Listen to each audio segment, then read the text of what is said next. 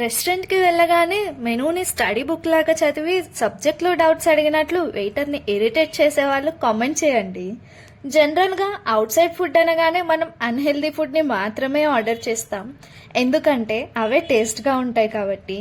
మనకి టేస్ట్ కావాలి, హెల్త్ కావాలి అంటే అన్నిసార్లు కష్టం.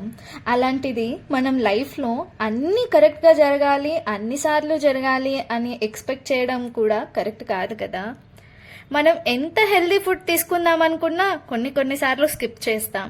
అలానే మనం ఎంత పర్ఫెక్ట్గా ఉన్నా అన్అవాయిడబుల్ సిచ్యువేషన్స్లో రాంగ్ స్టెప్ తీసుకుంటాము. అలాంటి సిచ్యువేషన్స్లో స్ట్రాంగ్గా పాజిటివిటీతో జెన్యూన్గా హార్డ్ వర్క్ చేస్తూ ముందుకు వెళ్తే ఆటోమేటిక్గా సక్సెస్ అనేది వస్తుంది.